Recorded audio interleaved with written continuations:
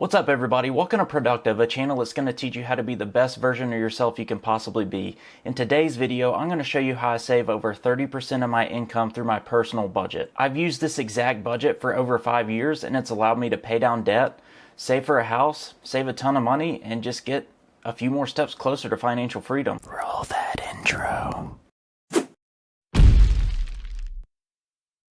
Budgeting is hands down the most important thing you can do financially. It allows you to take control of your money and know exactly where it's going, and it gets you closer to financial freedom. Let me put it this way. Say you have a guy who makes $30,000 a year, and then you have another person who makes $100,000 a year. The person who makes $30,000, they budget all the time. They're really diligent with how they spend their money. And then you have the guy that's making $100,000.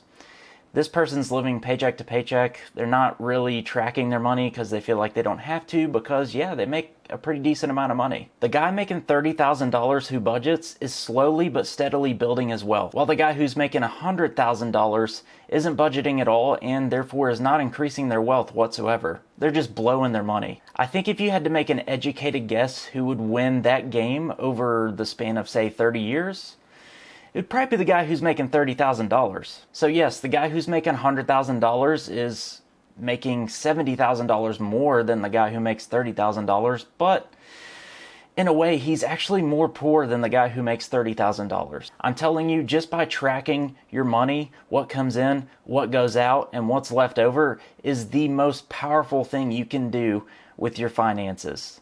You can't go to any other step without getting this one first. Seriously, don't get into investments or anything without getting your budget nailed down first. It's that important. So without further ado, I'm going to show you how I build my budget from scratch. I'm going to show you every single step that you need to take in order to take control of your finances through a budget. It's 100% free, and I'm going to take you step by step on how to set up this budget. Let's go. So what you are seeing here is my actual budget for any given month. I use Google Sheets because why not? And I also use a template they provided for budgeting because why not? Don't reinvent the wheel, guys. It'll be a waste of your time. Alright, so the first thing I do is I get an idea of how much I'm making for the month. If you are on a salary, this will be painless. If you get paid hourly, this might seem like a hassle. However, if you get an average of how much you make on any given pay period, just use that number for estimating purposes. When you actually get your check, you can quickly adjust. Also, if you're making any money on the side, whether it's that's selling stuff on Facebook, eBay, or a side hustle, put that down in a separate row as additional income. So you'll see here on my actual budget, I have an income table right here. And basically this income table is simply what you made for the month. So it's broken down in this case into 2 lines. You have paychecks and bonus.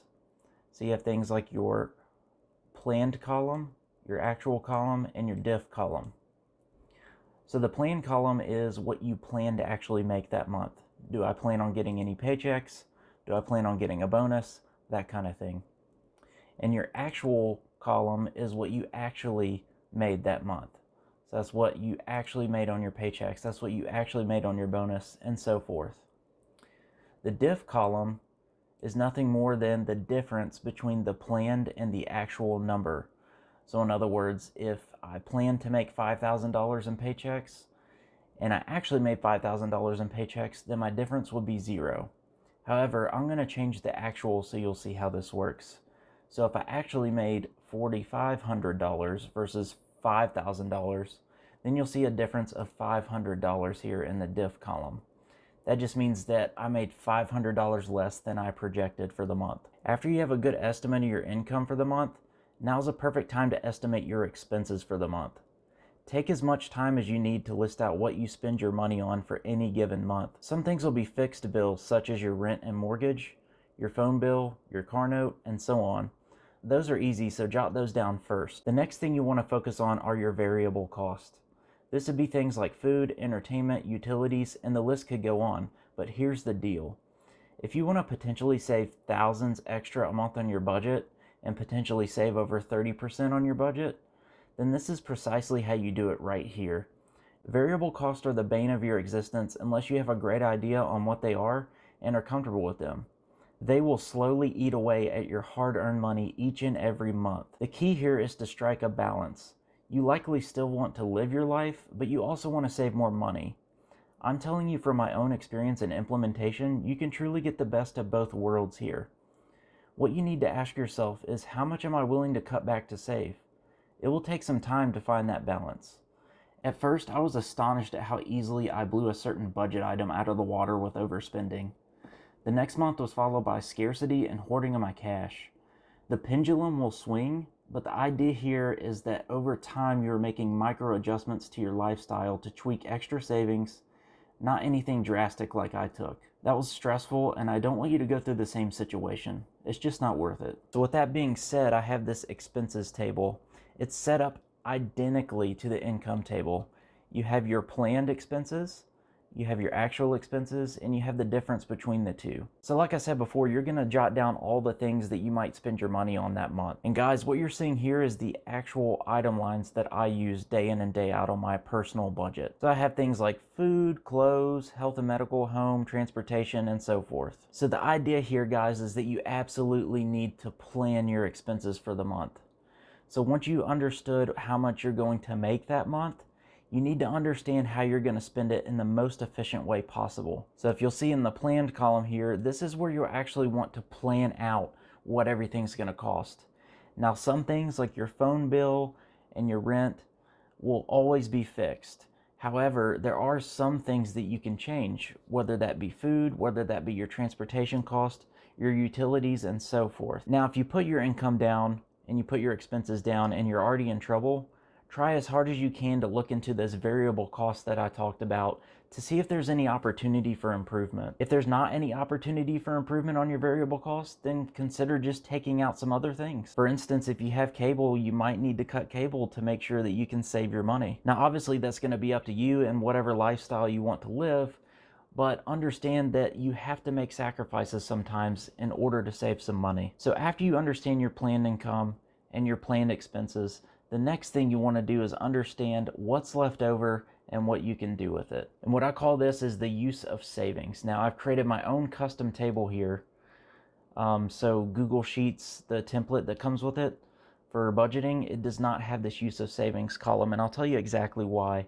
So I operate off of what is called a no dollar survives budget.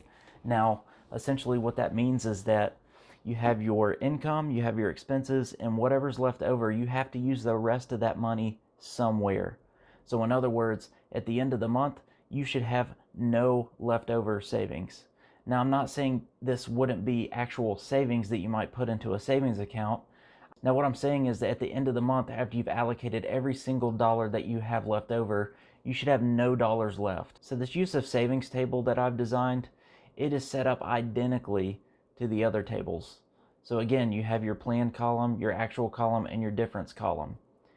Now, these various line items, like you see here, I have student debt and additional emergency fund. Those are my personal use of savings, so don't worry about that. You're going to have your own way that you want to save money at the end of the month. So you in your particular situation, for example, you might have things that you want to pay down personally.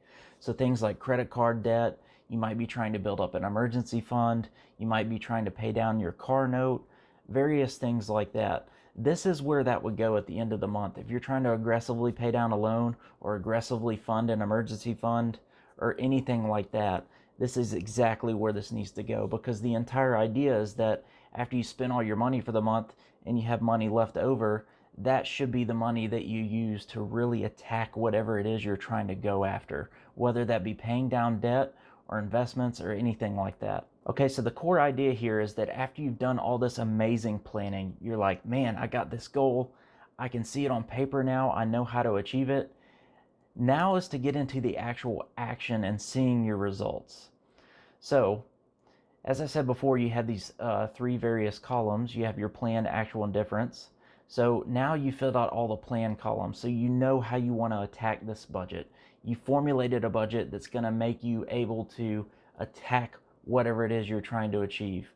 And that is set you up for a huge amount of success. Really, all you have to do is stick to the plan. So once your actual paychecks come in, you can put that in the actual column. And I want you to know that everything updates dynamically, so you don't have to worry about any of these total columns or anything like that. The way that I've set up this spreadsheet, it automatically updates everything for you. You don't have to worry about that. And so after you have your actual income, now you want to start tracking your actual expenses. This is where it gets crazy fun. So what I recommend is once a week, you sit down for however long it takes. It ideally shouldn't take any longer than 30 minutes if you do it once a week. So I highly recommend that you sit down once a week and go over your expenses for that week. Go over every single thing you spent your money on and itemize it and put it into the exact category that it needs to go into. So you'll see here on the example I have for food, if I click on the cell right here, you'll see I spent $620 on food that month, whereas I planned on $500. Well, you'll see what I do when I go into my bank account or however you track what you're spending your money on. I basically just take each item and I add it and add it and add it, and basically it's this super long formula that I build throughout the month, and then that adds up to the total amount of what I actually spend in that category. And so you'll see here I planned $500 of spending. I actually spent $620. So boom, bright red. So basically what this says here is, hey, you spent $120 over what you projected. And so it kind of jumps out at you. I like that it's red.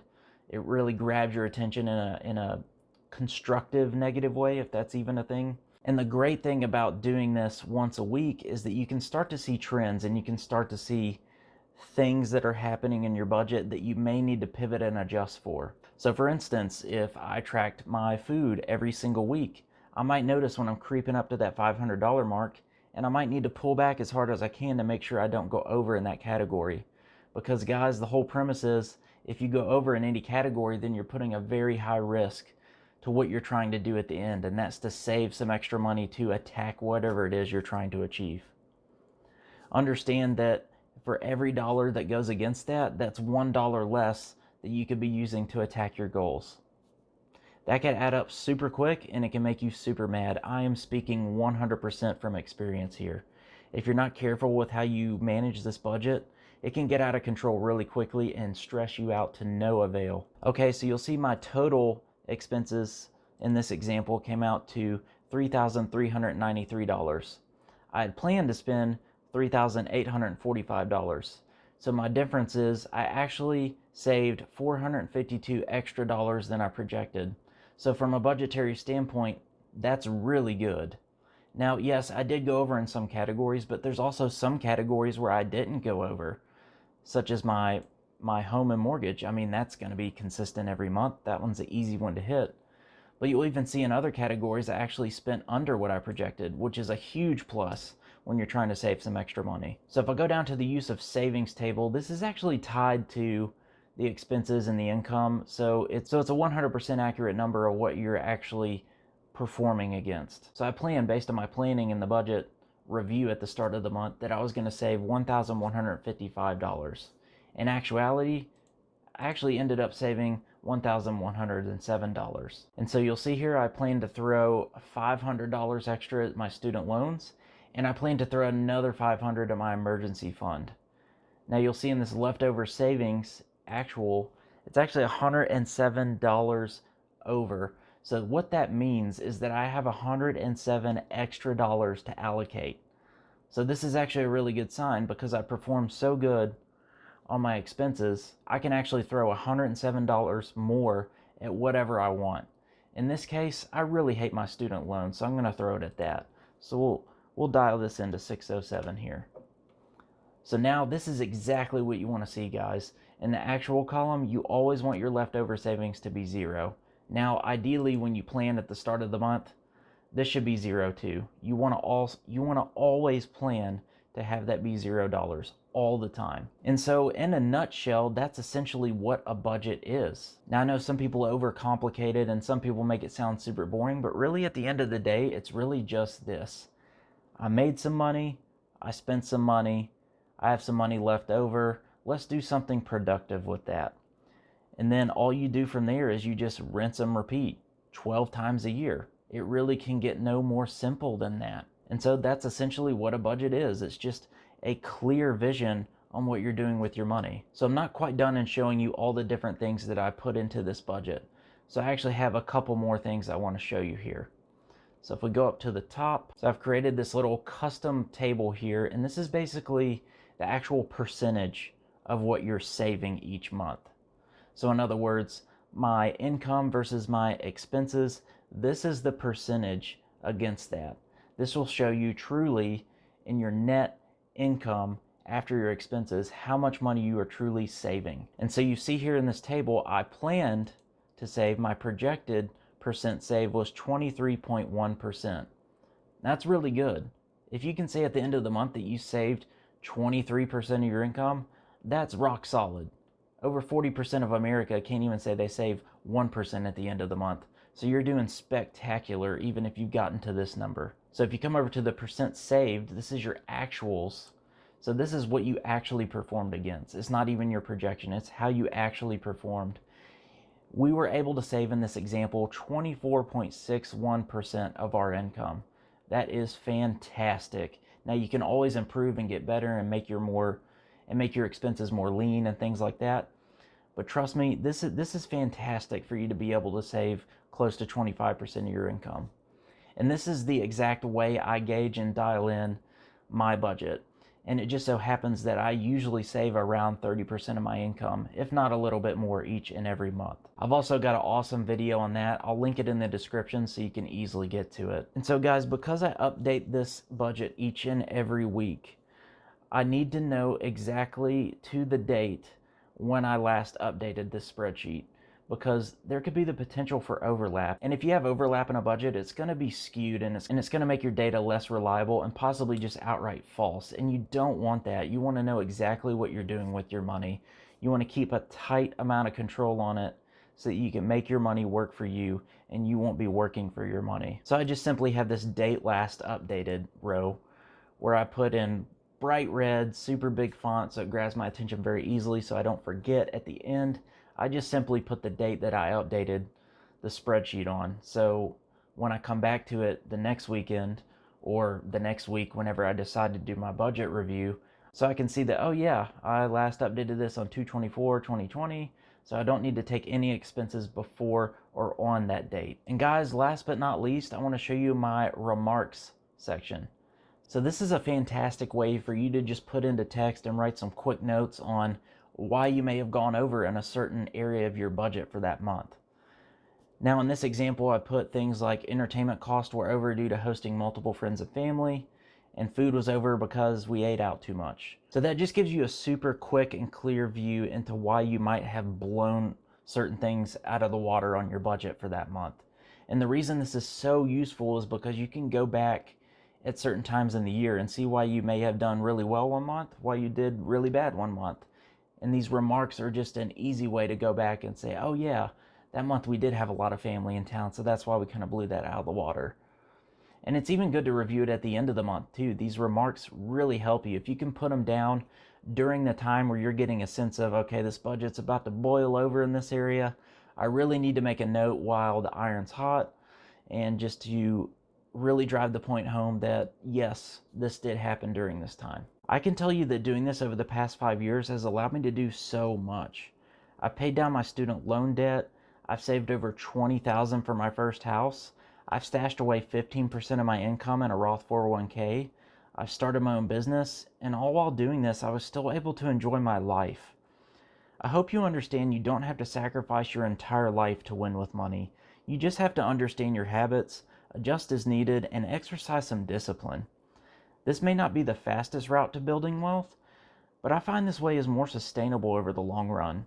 I've had to lock down my budget before to meet saving needs, but I certainly don't exercise that much strictness into my everyday budgeting routine.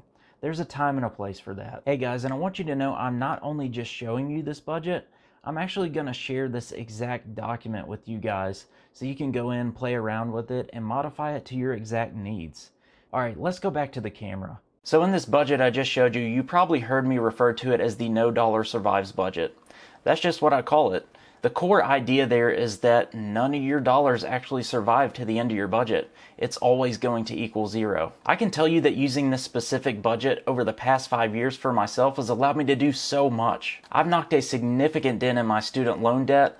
I was able to save over $20K for a house, and I was able to put over $80,000 in investments. I was also able to start my own business and this YouTube channel. So I hope you get the idea here that you can still live on a budget like this.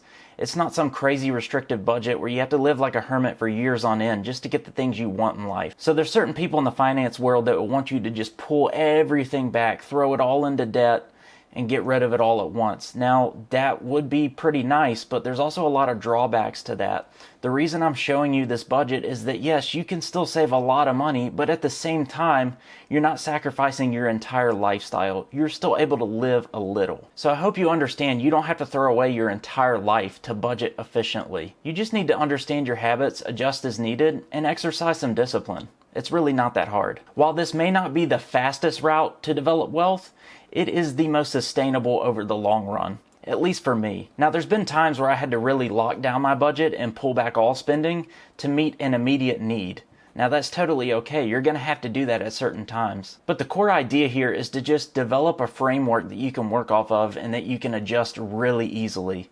So if you get in a pinch or you get in a situation where you don't need to spend as much money, then you can easily pivot and adjust your budget to meet that need. So thanks for sticking around, guys. If you got any value out of this video, make sure you subscribe and hit the bell icon below so you're the first to know when I release any new content. Hey, and before you leave, comment below on what you're trying to do with your budget.